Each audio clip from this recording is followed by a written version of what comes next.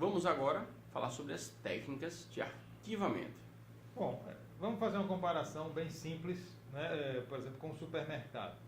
Então, assim, como é que é essa técnica de arquivamento? Você vai separar os assuntos, por exemplo, você vai separar como um supermercado organiza os produtos nas prateleiras. Ele organiza por categorias, né? Por exemplo, material de limpeza está numa prateleira, num setor às vezes, né? Não só numa prateleira, porque existem vários tipos de material de limpeza, né? Então, assim, o supermercado separa os produtos por categoria. Então, lá você tem alimentos, né? Categoria de alimentos, categoria de material de higiene pessoal, limpeza.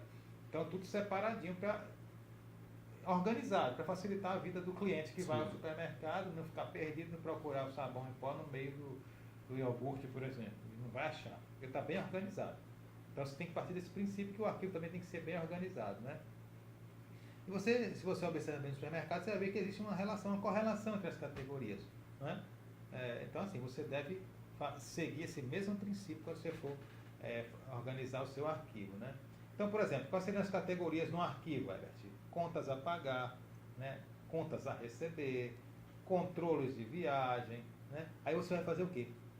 Um arquivo para cada uma destas categorias.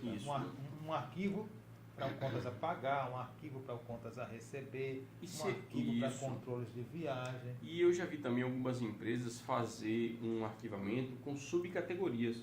Por exemplo, contas a pagar é uma pasta, certo? De contas a pagar. Só que ao invés de pegar uma pasta normal daquela, ela pega uma pasta com divisões internas, subpastas dentro, né? E aí na pasta chamada contas a pagar, dentro ela separa contas de luz numa divisão, contas de água noutra divisão, contas de telefone em outra divisão, impostos na outra divisão, fornecedor em outra divisão, entendeu? Se for muitos documentos separados por categoria, pega uma pasta para aquela categoria. Contas a pagar, tracinho, contas de telefone. Contas a pagar, tracinho, notas de fornecedores.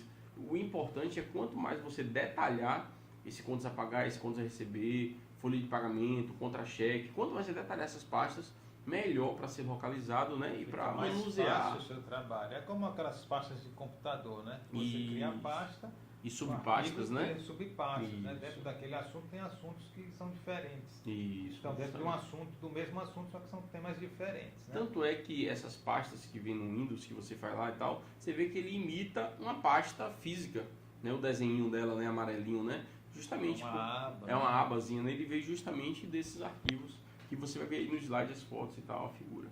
Tá, então, na próxima aula a gente vai entrar na parte mais prática de arquivamento, né? Nós vamos ver os dois métodos mais utilizados, bem mais comuns, né? De arquivamento, que é o método alfabético e o método geográfico.